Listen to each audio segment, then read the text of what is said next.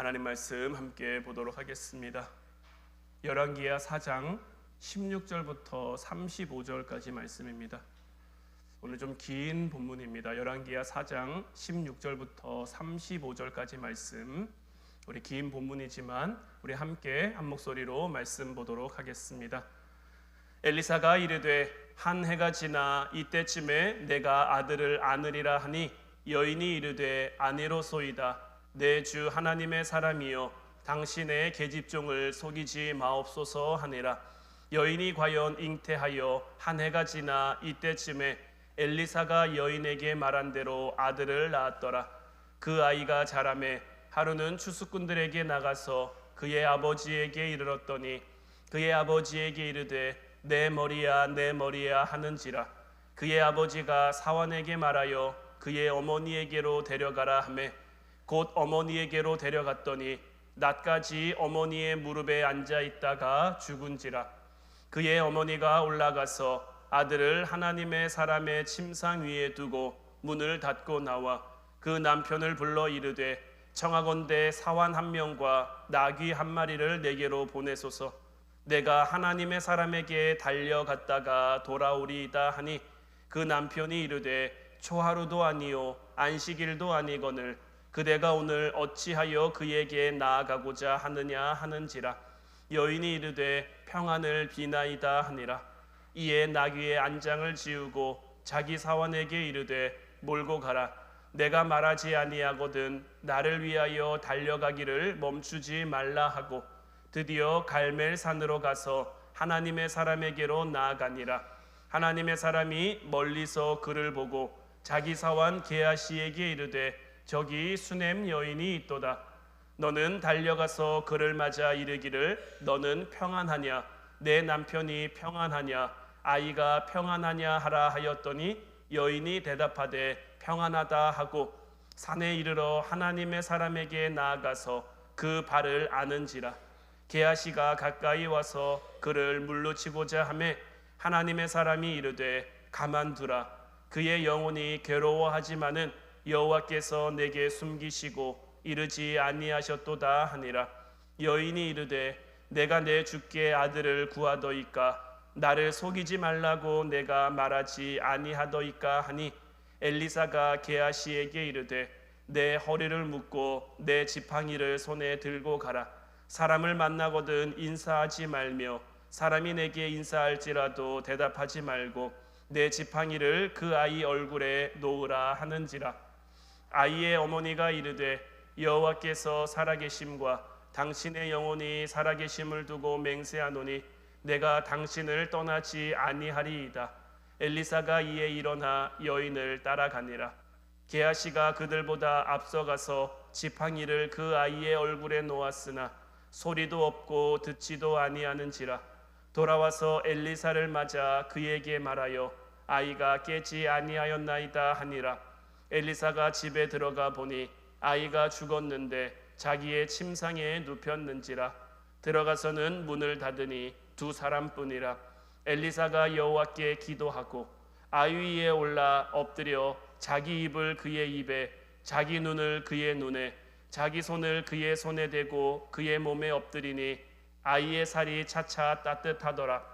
엘리사가 내려서 집 안에서 한번 이리저리 다니고 다시 아이 위에 올라 엎드리니 아이가 7번 재채기하고 눈을 뜨는지라. 아멘. 할렐루야. 오늘도 주님을 예배하는 여러분들에게 하나님 주시는 기쁨과 감사가 충만하기를 주님의 이름으로 축복해 드립니다. 오늘 이 시간에는 지난 시간에 이어서 흔들리지 않는 참된 행복의 비결이라는 제목 가지고 우리가 함께 말씀 나누고 은혜 받기를 원합니다. 우리가 함께 말씀 나눌 때에 하나님의 크신 은혜가 여러분들 가운데 충만히 임하기를 주님의 이름으로 축원해 드립니다.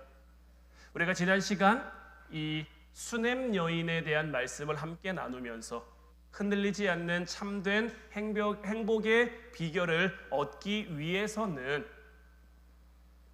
이 세상의 삶의 어떤 그런 조건과 환경이 아니라 하나님이 내게 주신 것으로 만족하며 감사하며 살아갈 수 있어야 한다라고 말씀을 드렸는데 우리가 이런 참된 행복을 누리며 회복하며 얻으며 살아가기 위해서는 늘 우리 스스로에게 두 가지 질문을 던져야 합니다. 그래서 오늘은 이 두 가지 질문을 우리가 함께 나누며 함께 말씀을 통한 은혜를 나누기를 원하는데, 우리가 참된 행복을 누리기 위해 우리에게 던져야 할 첫 번째 질문은 뭐냐? 나에게는 하나님께 집중하는 능력이 있는가 하는 거예요. 내가 지금 하나님께 집중하는가? 이것이 아니고요. 하나님께 집중하는 능력이 있는가 하는 거예요. 하나님께 집중하는 능력이 있는가를 질문하는 것은 하나님께 집중하는 것도 하나의 능력이기 때문인 거예요. 자, 오늘 말씀을 보면 어떻습니까? 수넴 여인에게는 아이가 없었단 말이에요. 그래서 지난 시간과 이어서 좀 말씀을 우리가 함께 보면 엘리사 선지자가 그녀에게 내가 너를 위해서 무엇을 해주랴? 왕에게 뭘 얘기해 줄까? 시위대장에게 뭘 얘기해 줄까? 내가 들어줄 수 있는 거를 이야기해봐라. 내가 해주고 싶다라고 얘기했는데 이 수넴 여인은 아닙니다. 괜찮습니다. 지금 나는 만족합니다. 지금 나는 하나님 은혜로 살고 있고 하나님이 내게 허락하신 이들과 살아가고 있으니 그것으로 감사합니다 라는 고백을 했는데, 그의 사환인 게하시가 보니까 이 여인에게 아이가 없단 말이에요. 그래서 아이가 없음을 엘리사 선지자에게 알렸고, 하나님께서는 엘리사 선지자를 통해 그 수넴 여인의 가정에 아들을 허락해 주셨단 말이에요. 늦도록 아이가 없어서 이 수넴 여인은 우리 가정에는 아이가 없나 보다 하며 살았는데, 하나님이 엘리사 선지자를 통해 그녀의 가정에 아들을 주시겠다라고 했고, 그때 수넴 여인의 고백은 나를 놀리지 말라는 것. 왜냐하면 기대하지 않는, 소망하지 않는 그런 부분이란 말이에요. 왜냐하면 나는 이미 나이가 많으니까요. 그런데도 하나님께서는 그녀의 가정에 아들을 주셨고, 그 아들과 함께 얼마나 행복한 삶을 살았을까요? 얼마나 기쁘고 감사한 삶을 살았을까요? 원래도 하나님 앞에 감사할 줄 아는 여인이었는데 하나님 은혜로 아들을 얻게 됐으니 얼마나 더 그 가정의 기쁨과 감사가 넘쳤겠습니까? 그런데 참 묘하죠. 하나님께서 그 가정에 은혜로 주신 그 아들을 데려갑니다. 이 수넴 여인의 심정이 어떨까요? 우리 가정에는 자식이 없지라고 체념하며 살 때도 사실 이 정도의 어떤 마음은 아니었을 거예요. 주셨는데 주신 걸 다시 데려가니까 아마 겪을 수 있는 가장 큰 절망을 경험하지 않았을까라는 생각이 들어요. 어머니로서 이보다 더 큰 아픔, 이보다 더 큰 슬픔, 이보다 더 큰 절망이 어디 있겠습니까? 그것도 말씀드린 것처럼 오늘 보면 16절, 17절 말씀 다시 보면 엘리사가 이르되 한 해가 지나 이때쯤에 내가 아들을 하느리라 하니 여인이 이르되 아니로소이다. 내 주 하나님의 사람이여 당신의 계집종을 속이지 마옵소서 하니라. 여인이 과연 잉태하여 한 해가 지나 이때쯤에 엘리사가 여인에게 말한 대로 아들을 낳았더라. 하나님이 은혜로 주셨는데 그 은혜로 주신 아들이 이렇게 허망하게 다시 하나님 품으로 돌아가 버린 거고, 우리의 삶도 보면요, 항상 이런 어려움은 갑작스럽게 찾아오는 것 같아요. 아픔이나 슬픔이나 문제나 우리가 사실 미리 알고 있다면 대비할 수 있을 텐데, 미리 대비하면 그 아픔이나 충격이나 이런 걸 좀 덜하게 할 수 있을 텐데, 항상 이런 문제는요 우리에게 너무 갑작스럽게 예고도 없이 찾아오는 것 같아요. 그래서 이 어려움 가운데, 아픔 가운데, 슬픔 가운데 우리가 너무 당황하고 우리가 너무 경황이 없고, 그러다 보면 당황해서 우리가 하나님의 사람으로 살아가야 할 그 모습들을 놓쳐야 될 때가 많아요.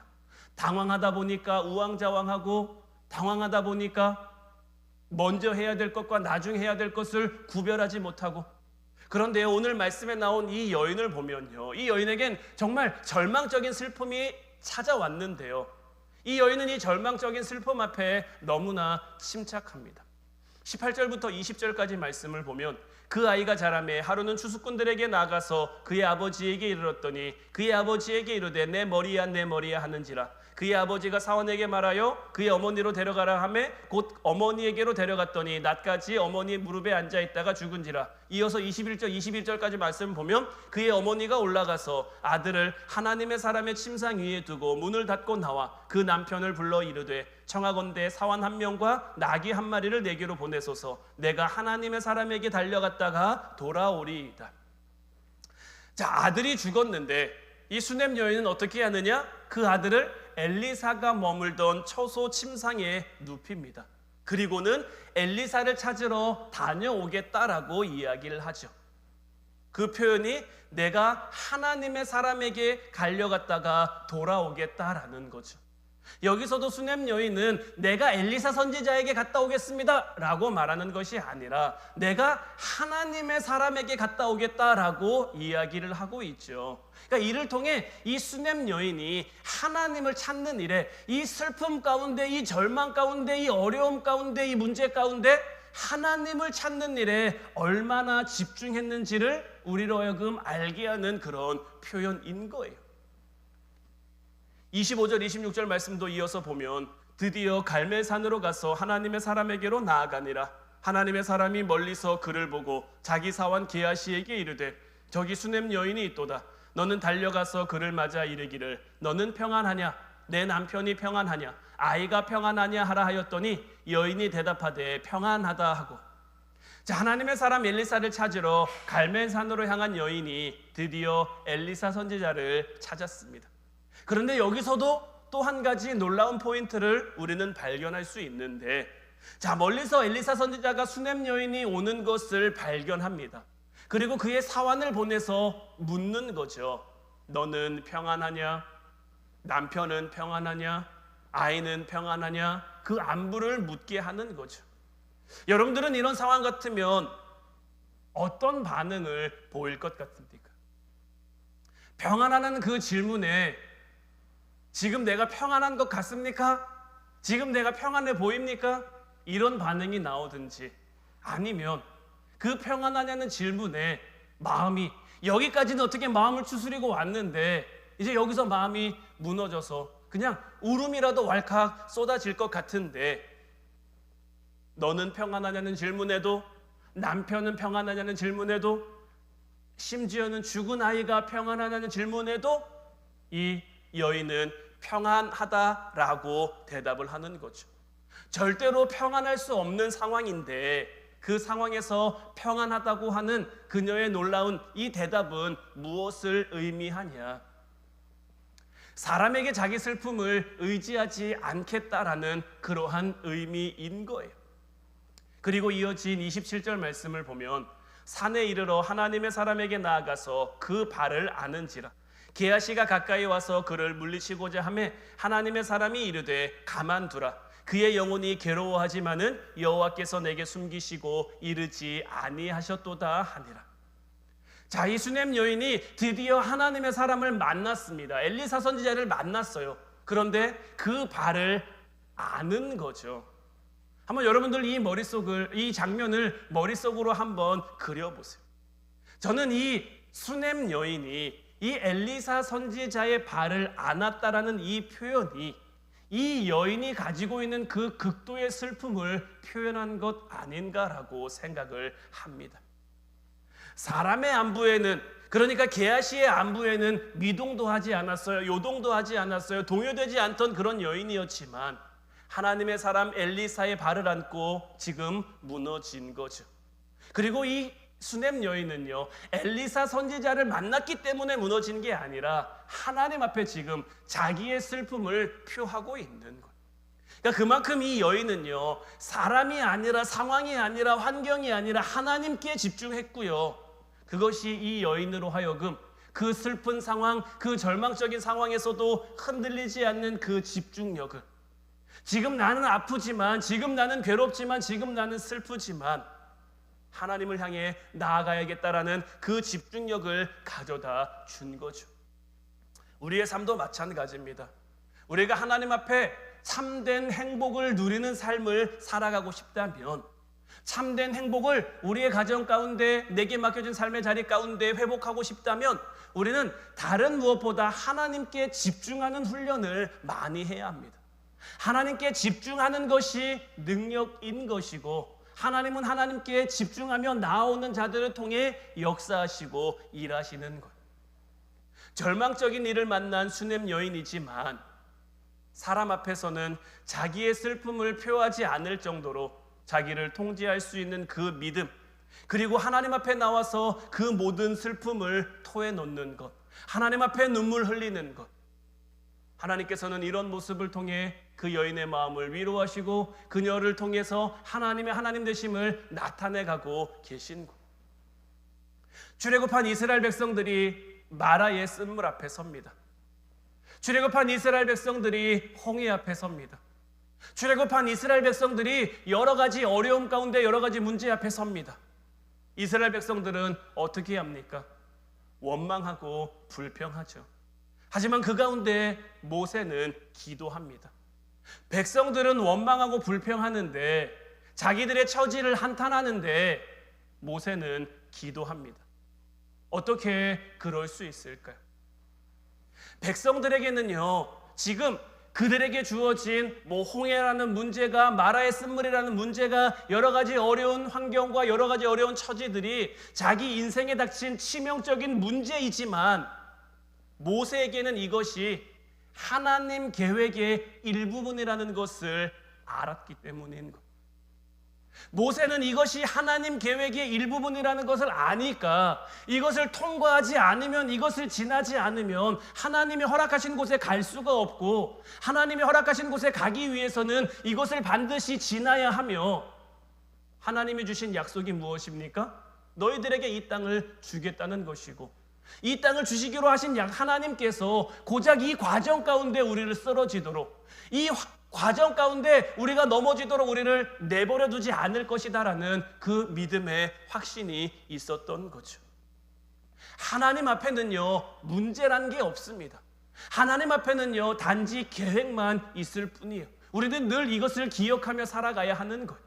우리에게나 문제인 거지, 우리에게나 어려움인 거지, 우리에게나 아픔이고 슬픔인 거지, 하나님에게는 그것이 우리로 하여금 지나가게 하는 그 한 과정 한 과정, 한 단계 한 단계일 뿐이라는 것을, 하나님이 우리에게 약속하신 그 약속의 땅이 있고 하나님이 우리에게 허락하실 그 은혜의 자리가 있다면, 우리가 그것을 믿고 그것을 집중하며 나아간다면, 지금의 내가, 오늘의 내가 만나고 있는 문제는, 오늘의 내가 겪고 있는 어려움은 그저 지나가야 할, 반드시 지나가야 할, 반드시 겪어야 할 그 과정 중에 하나라는 것을 우리는 기억할 수 있어야 되는 것. 이스라엘 백성들도 마찬가지인 거죠. 그들이 광야를 통과하는 과정 중에 아픔을 겪어야 했습니다. 어려움을 겪어야 했습니다. 문제를 만나고 환난을 만나야 했어요. 그러나 그 모든 것은 그 훈련과 그 과정을 통해 하나님 앞에 성숙해지는 시간이었고, 하나님 앞에 온전해지는 시간이었다라는 것. 이 모든 것들이 하나님의 계획하심, 하나님이 그려가시는 큰 그림 가운데 있었다라는 것을 우리는 발견하고 볼 수 있어야 하는 거죠.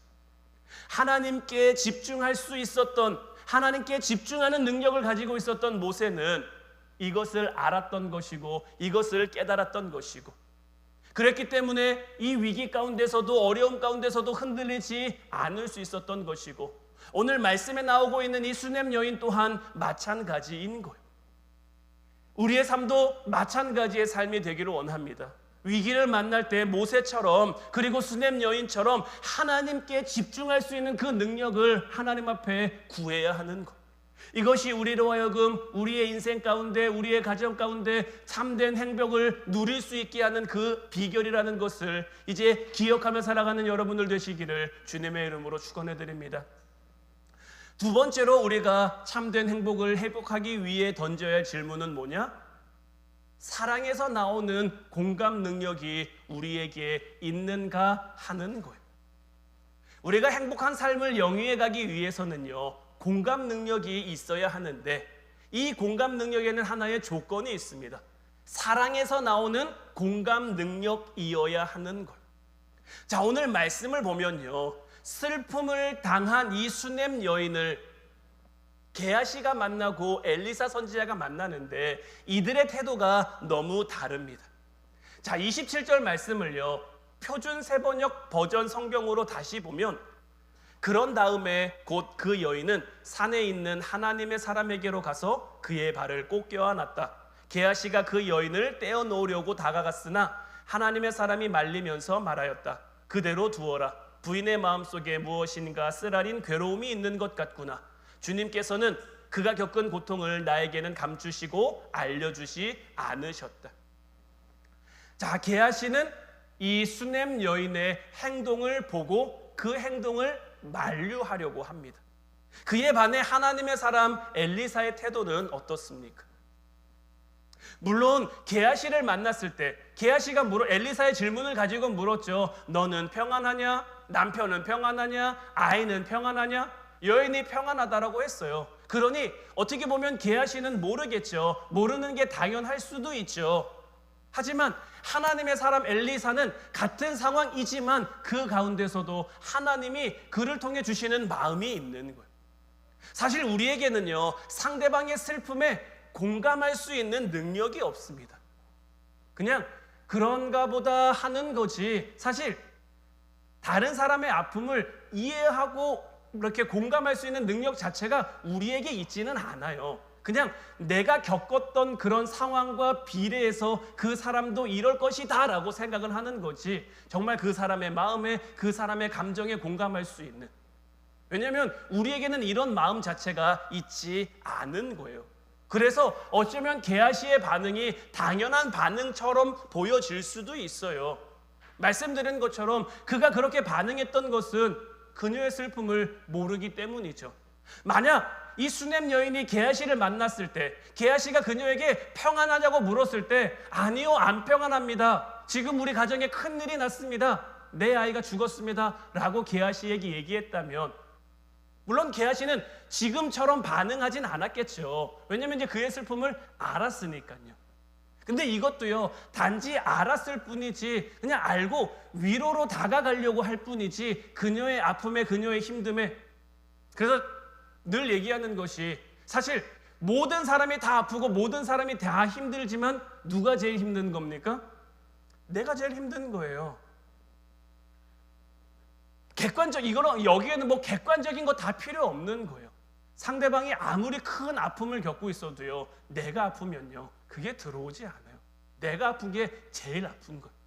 다른 사람들은 보고 너는 고작 그런 거 가지고 그렇게 아파하냐 할 수 있지만 그 사람도 이 입장이 되면 똑같은 거예요. 사람은 누구나 내가 아픈 건, 내가 힘든 건, 내가 괴로운 게 제일 큰 거고 제일 아픈 거고 그런 거란 말이에요. 그래서 우리는 상대방의 마음에, 상대방의 감정에, 상대방의 슬픔에 잘 공감할 수가 없는 거예요. 31절 말씀을 보면요, 게하시가 그들보다 앞서가서 지팡이를 그 아이의 얼굴에 놓았으나 소리도 없고 듣지도 아니하는지라 돌아와서 엘리사를 맞아 그에게 말하여 아이가 깨지 아니하였나이다 하니라. 죽은 아들을 대하는 태도에서도 이 게하시와 엘리사 선지자에게 차이가 납니다. 이 게하시는요, 엘리사 선지자가 시키는 대로 하긴 하는데 꼭 로봇이 명령을 수행하는 것처럼 그냥 시킨 대로 하고 돌아오는 거예요. 아이가 깨어나지 않는 거에 대한 안타까움이나 슬픔이나 이런 것을 이 말씀에서 찾아볼 수가 없죠. 반면에 엘리사는 어떻게 합니까? 문을 닫고 들어가서 여호와께 기도하며 그 다음에는 그 아이 위에 엎드려서 자기의 눈을 그 아이의 눈에, 자기의 입을 그 아이의 입에, 자기의 손을 그 아이의 손에 맞추고 있는 거예요.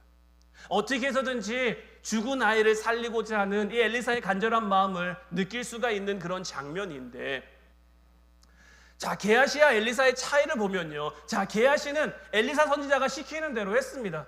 시키는 대로 하고 와서 안 되던데요, 안 달아나던데요, 안 일어나던데요, 지금 이런 걸로 그냥 끝나고 있는 거예요. 근데 엘리사는 어떻습니까? 사실 엘리사도 뭐 그 수넴 여인을 위해서, 수넴 여인의 아이를 위해서 사실 기도하는 것으로 끝날 수도 있어요. 기도했더니 안 되네, 기도했더니 안 살아나네, 기도했더니 안 깨어나네, 이렇게 하고 끝날 수 있는데, 기도했으니 내 할 일은 다 했다 이렇게 그칠 수 있는데, 그렇게 한 것이 아니라 기도한 후에도 내가 할 수 있는 것, 내가 할 것, 이 아이의 어떤 이 죽음을 하나님으로부터 다시 돌이키게 함에 있어서 내가 할 수 있는 그것들을 찾아가기 시작한 거고, 그래서 어떻게 보면 지금 엘리사 선지자가 하고 있는 건요, 되게 이상한 겁니다. 왜냐면요, 율법에는요, 정결법이라는 게 있어요. 이스라엘 백성들에게 율법은 어떤 겁니까? 그들의 목숨보다 더 소중한 거예요. 목숨 걸고서라도 지켜야 하는 그러한 법이란 말이에요. 정결법에 따르면 시체를 가까이 하면 됩니까? 안 됩니까?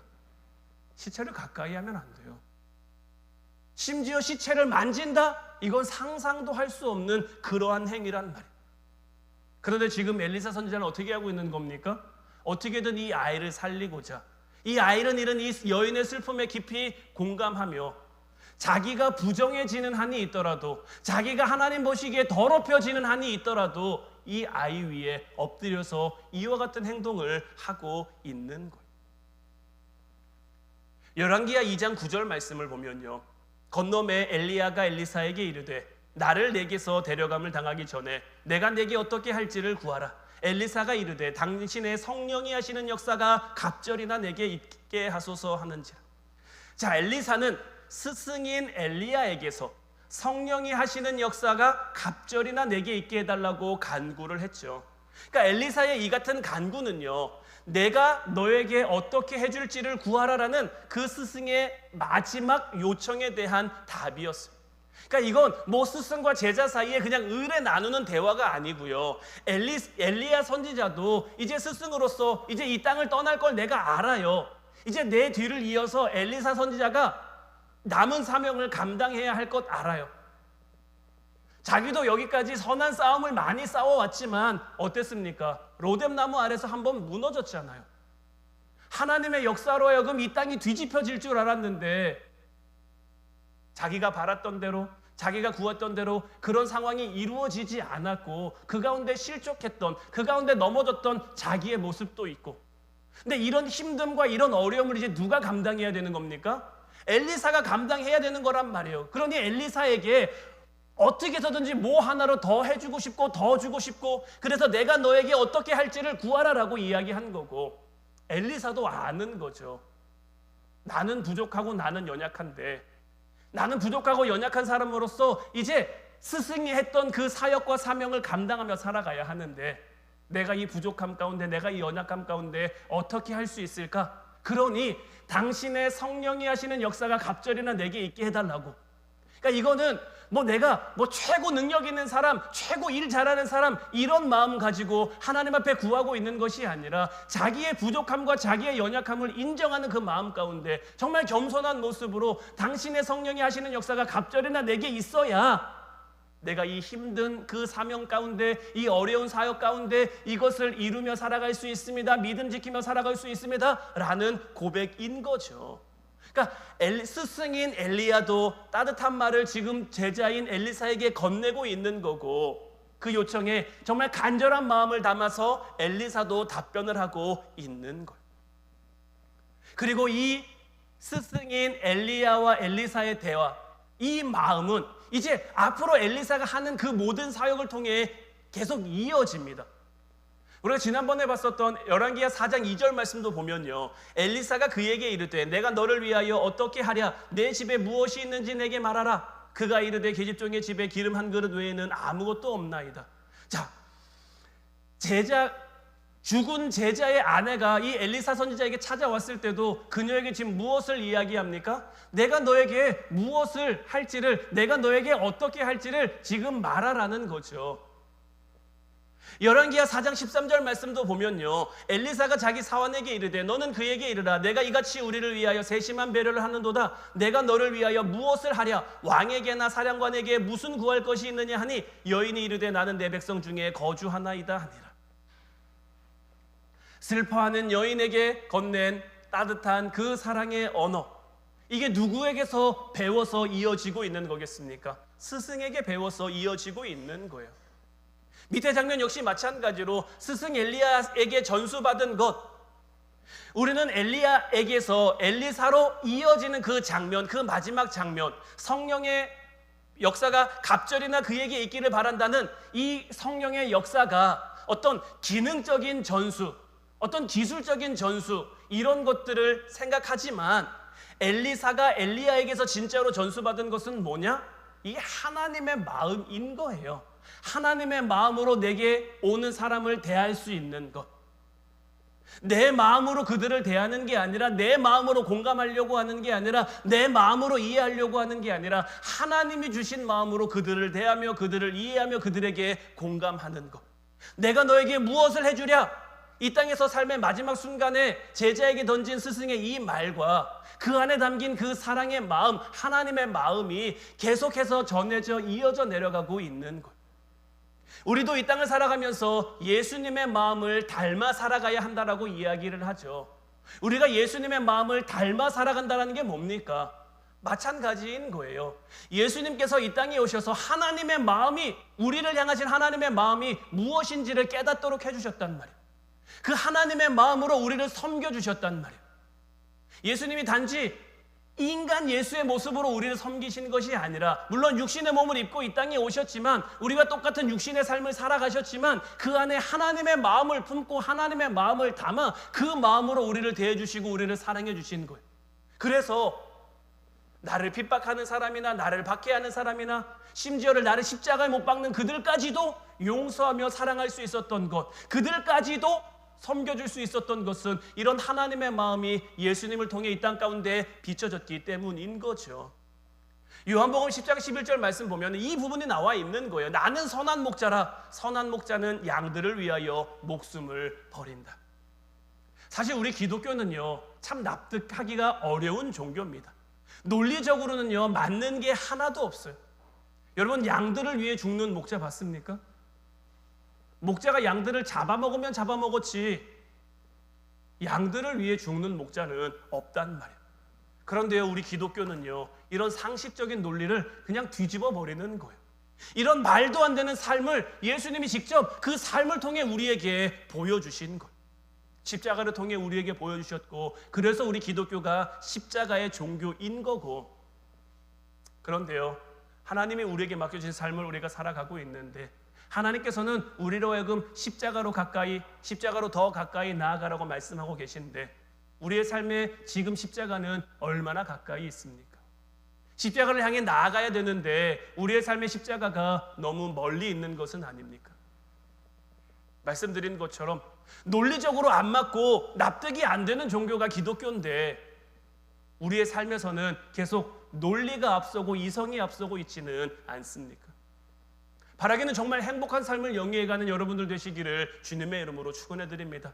행복하되 수냄 여인처럼 행복할 수 있는 여러분들이 됐으면 좋겠어요. 어떤 상황이 와도, 어떤 어려움이 펼쳐져도 그 모든 것들 가운데 하나님이 주시는 그 행복으로 말미암아 누려지는 그 행복, 그러려면요, 논리가 앞서는 삶을 살아서는 안 됩니다. 이성이 앞서는 삶을 살아서는 안 돼요. 논리가 앞서고 이성이 앞서면요, 자꾸 조건을 보게 돼요. 형편을 보게 돼요. 상황을 보게 돼요. 내가 이런 처지인데 어떻게 행복할 수 있어? 내가 이런 상황인데 어떻게 행복할 수 있어? 내게 지금 이런 어려움인데 있는데 어떻게 행복할 수 있어? 그러나 하나님께서는요, 이런 모든 논리를 다 뒤집어 주시는 거예요. 그럼에도 불구하고 행복할 수 있도록, 그럼에도 불구하고 만족하고 감사할 수 있도록 우리의 삶을 이끌어가 주시고 인도해 주시는 거예요. 하나님께서는 우리가 어떤 절망적인 상황을 지나고 있다고 할지라도 우리의 손을 잡고 놓치는 법이 없으신 하나님이다라는 것. 하나님께서는 때를 따라 돕는 은혜로서, 때를 따라 돕는 물질로, 때를 따라 돕는 손길로 하나님의 사람을 우리에게 보내주셔서 그 어려움을 이겨내게 하시고 그 위기를 극복하게 하시는 것. 오늘 두 가지를 말씀드렸죠. 우리에게 하나님께 집중하는 능력이 있어야 어려움 가운데서도 우리를 향하실 그 하나님의 능력에 집중할 수 있는 거고, 그래야 행복한 삶을 살아갈 수 있는 것이고, 그리고 두 번째는 하나님의 마음으로 우리가 이 땅을 공감하며 살아야, 사실 이 세상 가운데 우리 마음에 정말 드는 것들이 뭐 얼마나 있을까요? 내 마음에 드는 것들이 정말 얼마나 있을까요? 가정만 봐도요, 뭐 내 남편이, 내 아내가 100% 다 마음에 듭니까? 내 자녀라고 해도 100% 다 내 마음에 듭니까? 내 마음에 안 든다고 어떻게 할 수도 없잖아요. 그러니 내 마음에 안 드는 그런 부분들만 내 마음으로 바라보면서 원망하고 불평할 것이 아니라 출애굽한 이스라엘 백성들이 했던 것처럼 그런 모습으로 살아갈 것이 아니라 이런 과정을 통해 내게 나를 하나님 앞에 온전한 사람으로 나를 지금 만들어 가시는 걸 세워 가시는 거예요. 하나님이 나를 통해 그리고자 하시는 그림이 있어요. 나를 위대한 하나님의 걸작품으로 만들어 가시는 그 과정 속에 우리는 지금 속해 있는 거예요.